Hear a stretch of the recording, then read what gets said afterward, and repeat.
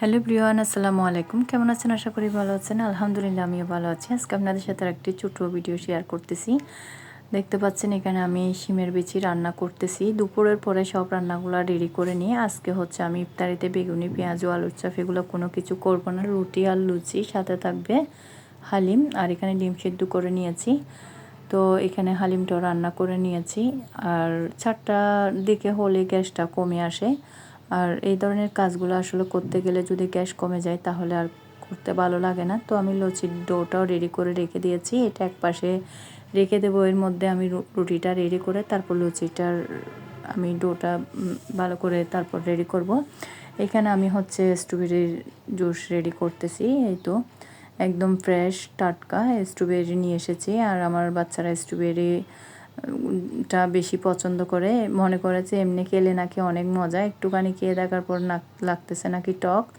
তো এখন স্ট্রবেরির জুসটা রেডি করতেছি। সাথে এখানে আমি আইসক্রিম, চিনি, দুধ এগুলো সব কিছু দিয়ে আমি এটা করে নিচ্ছি। আর স্ট্রবেরি জুসটা আসলে আমার তেমন ভালো লাগে না ফ্লেভারটা।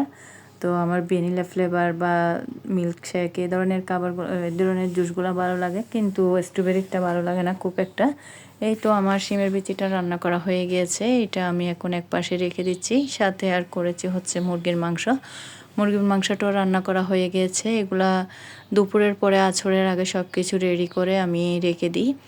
তারপর বিকেলের টাইমে খাবারগুলো রেডি করতে আমার সুযোগ হয়। এটা হচ্ছে পরের দিন সকালবেলা। দেখতে পাচ্ছেন আমার মেয়ে স্কুল থেকে এসেছে, 11টার দিকে আসে।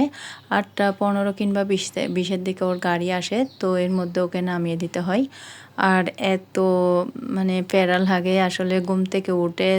তাও আবার রমজানের সময় এরকম বাচ্চাদের স্কুল খোলা না রাখলে ভালো। তো এবার আল্লাহর রহমতে আমার বড় ছেলের স্কুলটা বন্ধ রেখেছে। ওর স্কুলটা বন্ধ রাখাতেও একটু ভালো লাগতেছে। আর এদিকে আমার মেয়ের প্রতিদিন আসলে স্কুলে মানে ঘুম থেকে ওকে তোলা বলতে ও তো মানে তুলতেও কষ্ট হয়, এদিকে আমারও কষ্ট।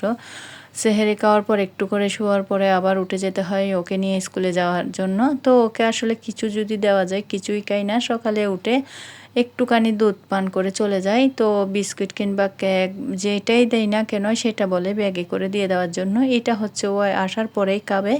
তো এটা অনেক এনজয় করে ও। এখন ও স্কুল থেকে এসেছে, এসে ওর ব্যাগে কি দিয়েছে এটা চেক করবে, চেক করে বের করে এটা খাবে। তো এখন আসছে এই তো। আর গাড়ি যখন আসে দৌড়ে ও অনেক এনজয় করে দৌড় মেরে যায়।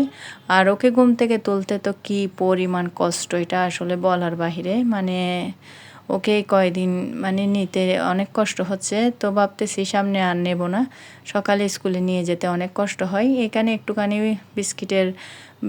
যখন বিস্কিটের গুঁড়িগুলো পড়ছে বিস্কিট খোলার সময়, তো এগুলা নাকি ও পরিষ্কার করে দিচ্ছে, আমাকে দেখাচ্ছে মানে ও পরিষ্কার করে দিচ্ছে এগুলা।